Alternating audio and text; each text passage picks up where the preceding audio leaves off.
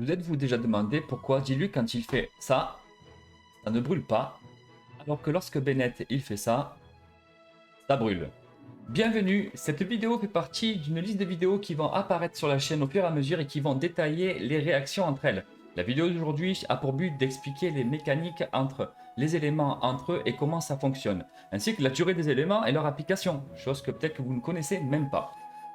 N'oublie pas qu'il y a une super réaction qui existe, c'est lorsque tu cliques sur le bouton abonné et que tu triggers la réaction avec le bouton cloche, alors là tu vas avoir des merveilles dans ta vie et ton niveau de Genshin Impact va exploser.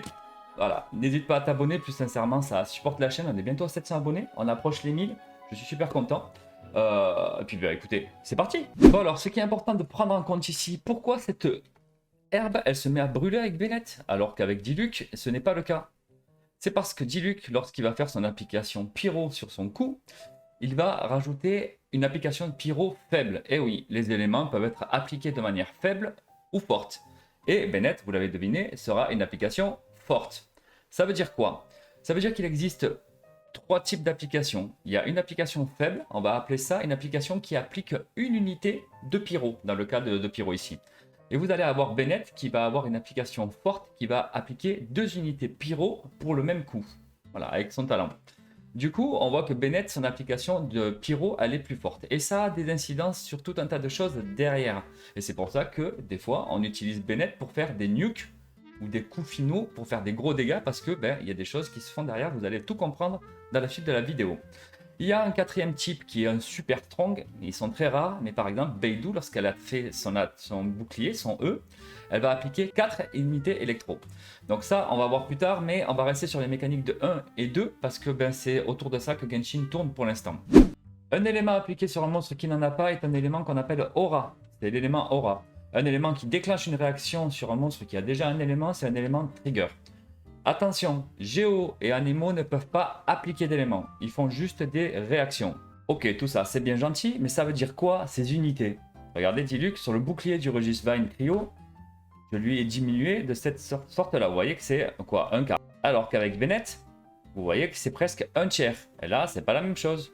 Ok, donc on peut voir déjà que l'élément appliqué va être plus gros avec Bennett qu'avec Diluc. Continuons un peu sur la théorie et l'analyse. Regardez bien. Regardez bien, l'élément a été appliqué sur le robot. Et vous allez voir qu'à un moment donné, il va disparaître. Ça, c'est up, 2, et c'est fini.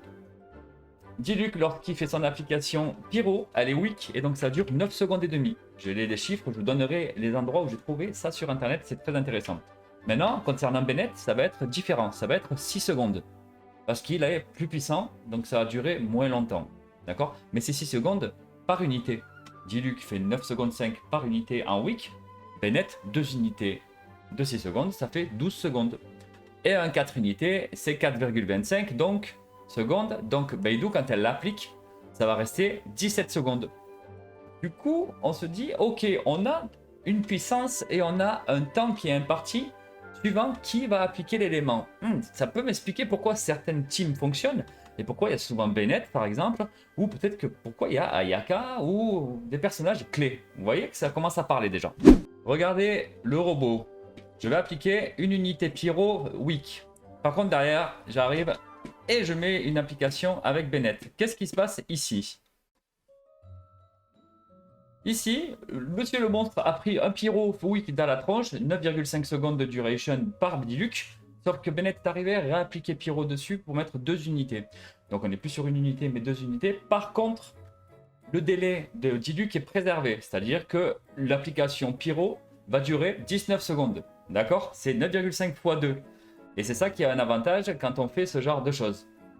Et si on met pyro sur du pyro, ça rajoute juste les unités, ça les ajuste. Bon, bien sûr, dans l'autre sens, ça sert à rien. Quand on trigger une réaction sur un élément, on va consommer l'élément aura qui existe. Si l'élément qui trigger est un élément weak, faible, ça va être 1,5 en multiplicateur. Vous allez voir ce que c'est. Et lorsqu'il est fort, c'est 2,5. Qu'est-ce que ça veut dire? C'est que lorsque vous avez Bennett, par exemple, que vous mettez une application pyro dessus, va avoir 2 unités appliquées. Si vous arrivez par derrière et que vous mettez Keia qui a une application de 2 applications cryo, ça va faire un modificateur de 2,5 au total et ça va pomper et consommer 2,5 sur les 2 pyros de Bennett, ce qui va rester rien. Ça va rien laisser du tout. Et donc l'élément est complètement disparu. Le monstre n'a plus d'éléments. A contrario, si on prend Bennett qu'on fait une application pyro de 2 unités en strong et qu'on arrive avec Rosaria qui a une application de 1 unité parce qu'elle est faible, on va avoir un multiplicateur de 1,25 car elle est faible. Du coup, on va avoir 1,25 qui vont ponctionner sur les deux. Ce qui va laisser 0,75 en pyro. L'élément va commencer à clignoter. Mais il ne sera pas disparu et totalement consommé. Et ça nous permet à Keia, par la suite, de pouvoir faire une réaction à nouveau de melt. Maintenant, cet exemple-là marche aussi. Regardez, j'applique pyro avec Bennett 2 unités. Je prends Lisa qui est 1 unité, donc il va enlever 1,25. Il reste 0,75 unités pyro après la réaction électro. Et on va pouvoir appliquer une évaporation avec Shinkyu.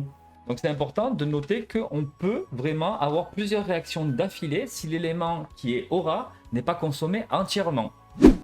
Pourquoi Géo n'est pas une bonne idée dans les teams Melt, Pomp ou alors Evaporize? Parce que simplement en fait, lorsqu'il va faire Crystallize, il va prendre 0,625 d'unités sur l'élément sur lequel il cristallise en le laissant. Et ça va consommer les unités alors qu'à côté, vous utilisez cet élément-là, par exemple Hydro, pour pouvoir faire les réactions qui vont être des réactions de DPS que vous voulez avoir, par exemple évaporation ou même melt. Et du coup, en fait, en consommant ça, ça va court-circuiter parce qu'à un moment donné, ça va faire disparaître l'élément aura.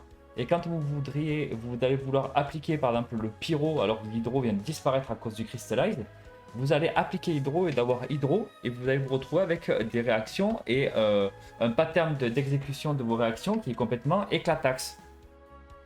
Donc le géo, c'est pas recommandé et c'est pour ça qu'on les met de côté dans des équipes bien spécifiques, mono géo ou autre. N'hésite pas à t'abonner si ce contenu te plaît. Comme tu peux le voir, ma chaîne a beaucoup de vidéos autour de Genshin Impact pour les débutants comme pour les avancés. Il y a des showcases, il y a des guides pour battre les monstres, il y a des news.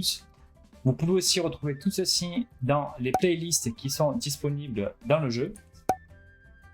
Et vous verrez qu'il y a une playlist débutant qui vous donnera pas mal d'informations sur des guides vraiment qui vous permettent d'être plus performant au niveau de votre gameplay et de votre ascension.